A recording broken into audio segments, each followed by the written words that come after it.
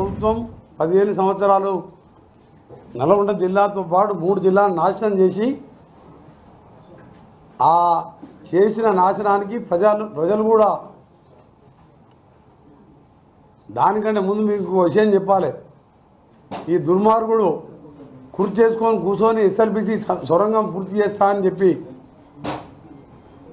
సొరంగాన్ని ఒక్కసారి కూడా రివ్యూ చేయలేదు. దాని మీద అక్కడికి రాలేదు. ఇరిగేషన్ మినిస్టర్గా అక్కడికి వెళ్ళలేదు. ఒక పనికిరాని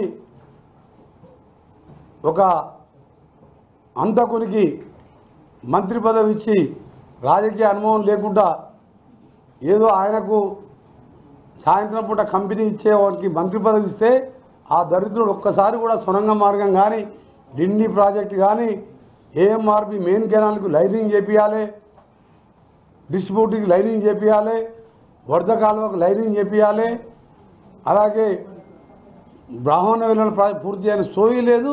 కనీసం సందర్శించలే.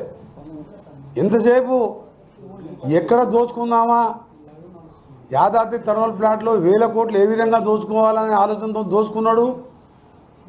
సూర్యాపేటలో కలెక్టర్ ఆఫీస్లో ఈడగడుతున్నా అని చెప్పి ఎస్పీ ఆఫీస్ పక్కకు చూసి రాత్రి తీసుకుపోయి ఒక అసైన్ ల్యాండ్ చుట్టుపక్కల అసైన్ భూమిని కొని అక్కడ కట్టి 100 కోట్లు సూర్యాపేటలో సంపాదించుకున్నాడు. కనీసం ఇవాళ సూర్యాపేటలో కూడా నీళ్లు లేని మూసి నీళ్ళు తాగే పరిస్థితి ఇవాళ ఆ పనికిరాని వానికి జిల్లాకు మంత్రి పదవి ఇచ్చినందుకు.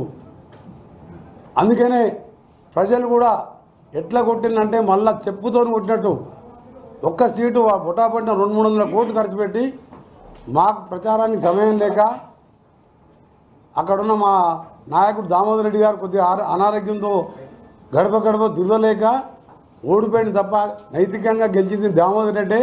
ఈ దుర్మార్గుడు ఓడిపోయినట్టే లెక్క 3000తో గెలిచిన. ఆయన మూలాన కేసీఆర్ మూలాన మా జిల్లా నాశనం చేసి అలా 70% పూర్తయిన సొరంగాన్ని ముట్టుకోలేదు, 95% పూర్తయిన బ్రాహ్మణ వెల్లుల ప్రాజెక్టు పూర్తి చేయలేదు. ఉత్తర తెలంగాణలో అవసరం లేకున్నా కాళేశ్వరం బ్యారేజ్ పెట్టుకున్న దోచుకోవడానికి కింద బ్యారేజీలు కట్టి పైకి నీళ్ళు తీసుకొచ్చి 3 ఏళ్ళు గడవకుందే వేడిగడ్డ కూలిపోయిందంటే ఖాళీ వచ్చిన కమిషన్లకు ఒకసారి కదా. మేము కట్టిన నాగాన్సార్ డ్యాములు కానీ బాగ్రానంగల్ డ్యాములు కానీ శ్రీశైలం కానీ ఇప్పటికీ ఒక క్రాక్ కూడా రాలే. మొత్తం కమిషన్ల కోసం దోచుకొని ఒక్క కొత్త ఎకరానికి కూడా కాళేశ్వరం సాగునీరు చేయలే. ఎక్సెప్ట్ ఆయన ఫామ్ హౌస్ 400 ఎకరాలకు బ్రాంచ్ కెనాల్ తీసిండు మల్లన్న సాగర్కి వెళ్ళి, కొండపోచమ్మకి వెళ్ళి ఆయన ప్రాంతానికి ఆయకట్టు 96,000 న్యూ ఆయకట్టు వచ్చింది. 2 లక్షల కోట్లు ఖర్చు పెడితే 4,000 కోట్లు ఖర్చు పెట్టి కొత్త రేట్లు ఇస్తే సొరంగం అయిపోతుండే.